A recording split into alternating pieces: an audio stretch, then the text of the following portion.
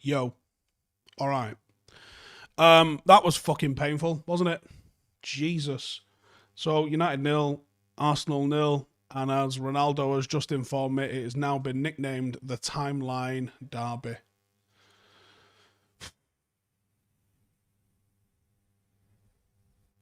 So we are now unbeaten, if it matters, in 18 Premier League games on the road, 13 wins and 5 draws. It's the longest run without defeat in our top flight history. We played City, Chelsea, Spurs, Liverpool, and Arsenal twice. And the penalty that we scored in the 6-1 defeat to Spurs is our only goal that we've scored in though. If you categorise that as the big six, that's the only goal we've scored. And it's the second time that we've failed to win 2 successive league games this season, which isn't too bad in the grand scheme of things. And as Bill G says there, yeah, I've just done my fan cam with Alex, and I would agree with that one.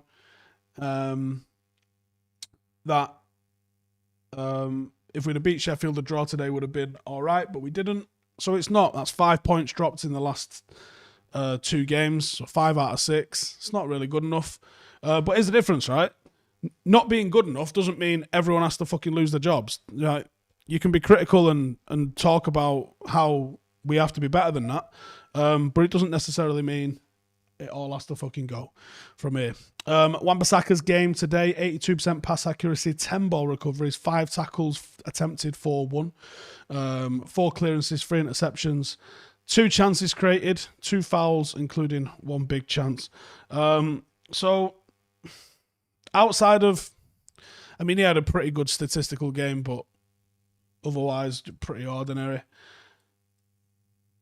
What's very interesting is I'm going to check actually if it's up on Understat just yet, because it wasn't a second ago when I checked. The expected goals for this game, Arsenal just under 1. Now it might be using a different method on this one as well. So yeah, this website uses a different method, but let's bring it up anyway. So it's got United as 1.51, Arsenal as 0.75. These 2 chances here, so that's Cavani, 0.65 of a chance. Fucking massive, massive chance. That was the big one. The second one, 88th minute. I think it was probably a little bit behind him more than anything else, but a 0.42 chance. Outside of that, none of the rest of the United chances, maybe that one there, Wan-Bissaka's header, were really considered massive chances. So that was that. I'm not really sure what Arsenal's was. I guess it's just an accumulation of chances there, nothing really major. But yeah, them 2 chances from Cavani, they're in the golden goal scoring zone. That's where you want to be getting them from. That's where you want to be taking them from. Wasn't to be in this instance, unfortunately. But it is what it is. Let's have a look at the lineup then, because I think, well, this is wrong for starters, but let's move it around. Right, let's have a look at this then. So I would say if it wasn't that formation, so let's just move it into the correct formation. Him up there, Cavani over there. I would say, where's Bruno? Bruno probably in the middle there. Let's pull Pogba back. Pogba back there. Fred probably in the middle, and McTominay probably over it like this. So it was roughly this sort of thing. I mean, McTominay doing a lot of the work down in this sort of area. Pogba doing a lot of work both here and here, and was very effective in both of those channels, and was very effective when getting forward, very effective in the final third. And I think obviously the enforced change that we had with McTominay going off and with Tony Marshall coming on, obviously Tony came on to the left wing. It forces Marcus over to the right wing, and it pulls Paul Pogba back down here with Fred. And I think ultimately that change is what really limited United. When we did that, not having Paul Pogba in these areas around the box more often, where he's deadly, and I'll show you what I mean in that as well, because his passing didn't look anything like the sort of passing you would expect from Paul Pogba normally. So this is Paul Pogba's passing. As you can see, if I show you when did Scott go off? About there, wasn't it? So that's the first half, or the first part of the game, where it's mostly Paul Pogba, as you can see, very much in the opposition half, very much in the left-hand channel, very much creating chances and recycling things that's going on there. And then if you look at how it was following that, he switched him over to the right-hand side, and he's now basically being a deep line playmaker. And that's the issue. I thought today Marcus was poor, but I think you take away Marcus's main threat. All the tools Marcus has got is to be a left forward coming into his right foot. His left foot's not great.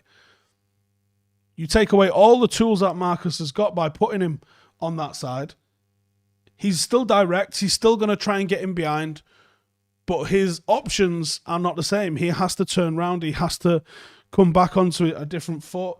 And it's not good. I want to show you this. So this is the passes of both teams. Obviously, United, way more passes in the final third, way more passes into the box. That's the one that's key. Look at the amount of passes into the box from Manchester United there. A lot have failed. Obviously, that's trying to create chances that are happening.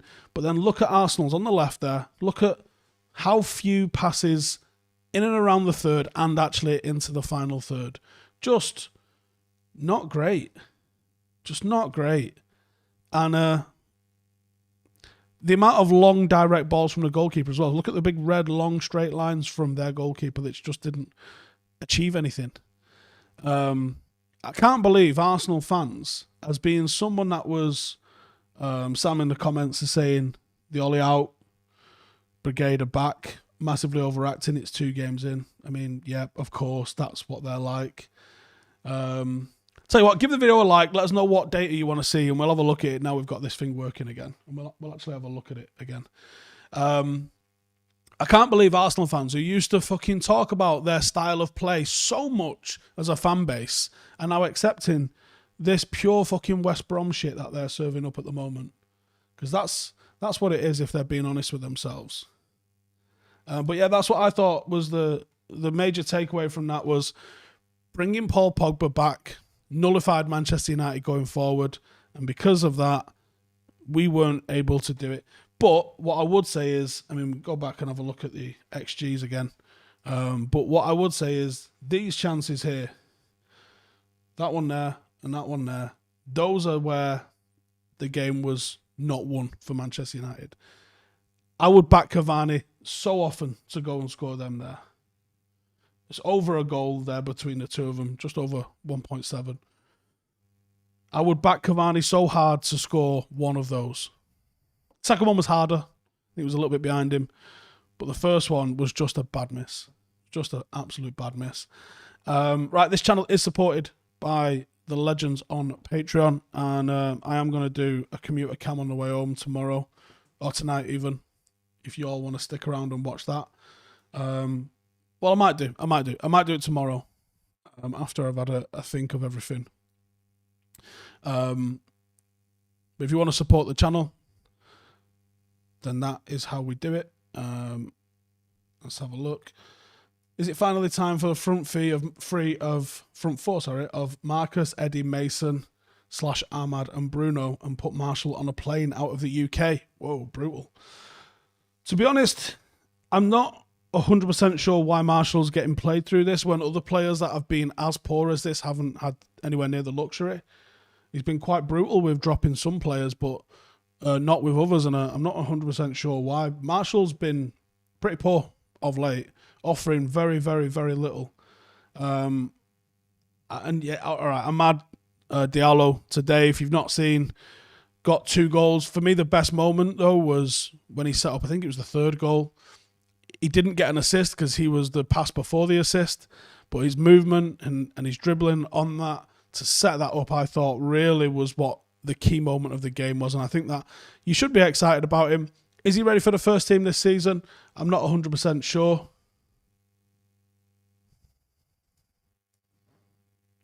know what happened there. Well, that's moved. There you go, fixed it.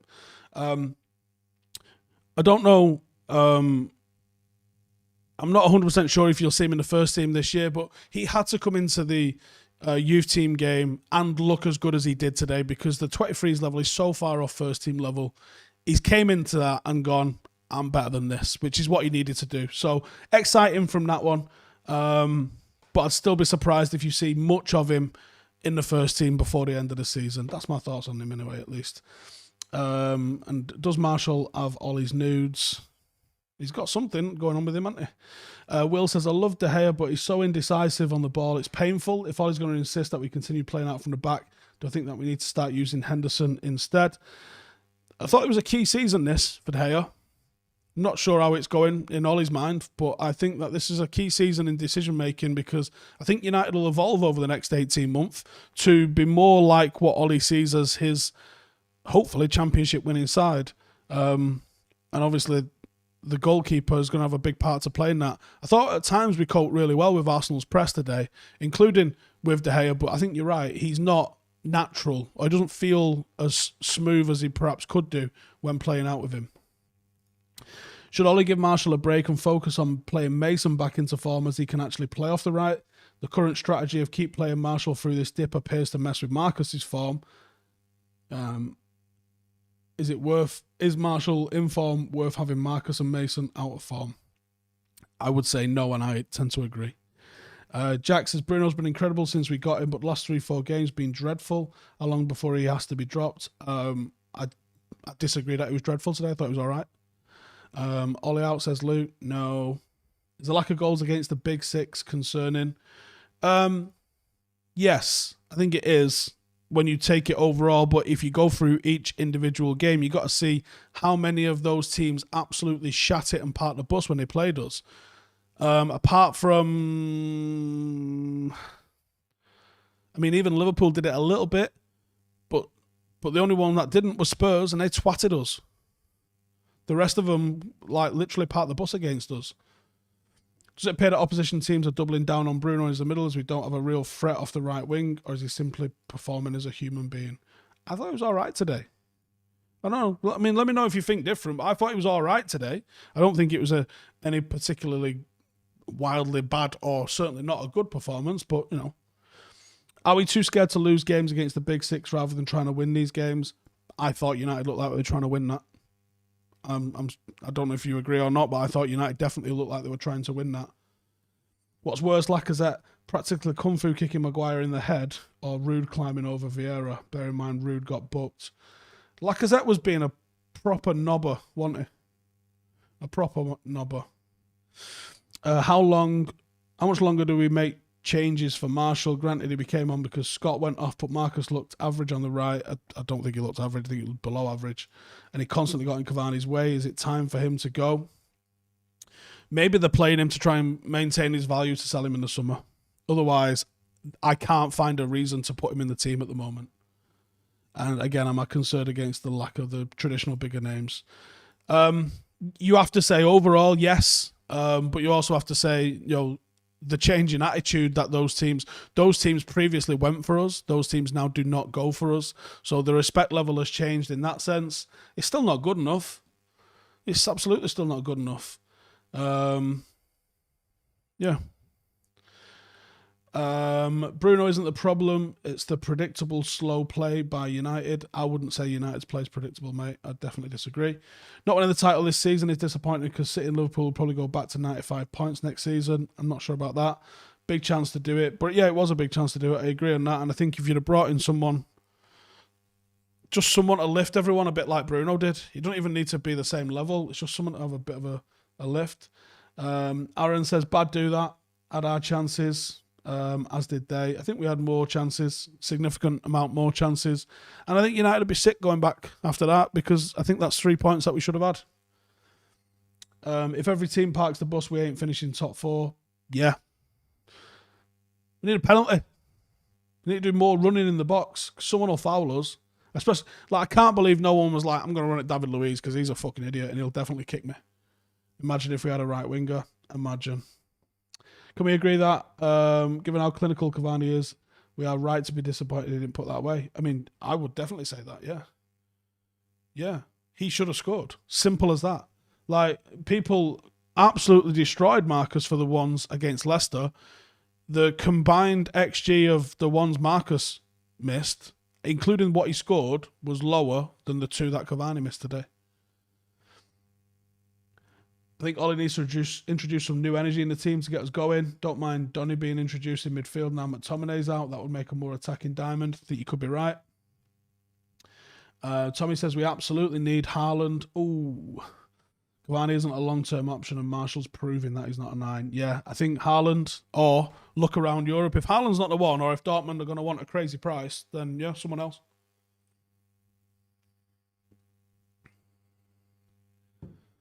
There was a period in the second half they were all over us and should have scored. They probably had about 15 minutes in the second half, maybe 10 in the first. Outside of that, it was United.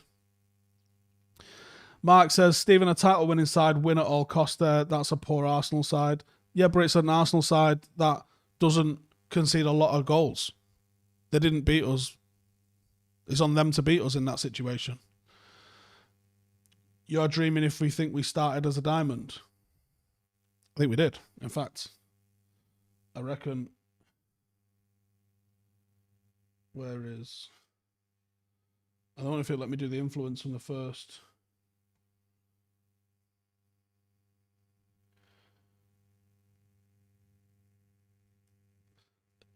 It doesn't let me break down influence by...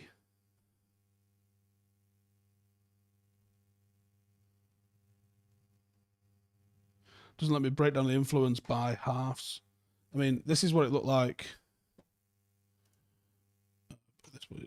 This is what it looked like by the end of the game. You can see Fred, Pogba, Bruno, and even McTominay basically all in the centre of the pitch. It was a diamond. That's what it was. To those who say we didn't go for it, we had 3 strikers on the pitch. Yeah. Have I realised when Martial and Rashford play together, they never switch sides, and when Mason and Rashford do, they think it's a tactic or just laziness from Tony? I have my thoughts on that. I think you probably know what they want. Why don't we press? What? We do press. Why don't you see that we press? Fucking hell, we were pressing right at the end. I think we need to pack midfield more to get more control of the ball. We had more possession today. What do you mean? Does Ollie not trust Donny? I don't know what the crack is with Donny. I really don't. I don't understand what the crack is with Donny, because there's definitely moments and times that I think he would have been beneficial to bring him on, but, and yes, we definitely could do with a natural winger. Yeah, but, such is life. Right, go and check out SportsBroker. They've been sponsoring us all this month, and see what the script is with those. It's a gaming app where you can buy and sell shares in football teams. Been in the news a little bit lately with what's been going on with GameStop. This is a whole different kind of story, and it's gaming. It's about football, and if you want to use your football knowledge to try and win some cash on that, then check it out. It is UK only and it is over 18s as well, so please go check that out. And I guess I'll see you in the next one. Laters.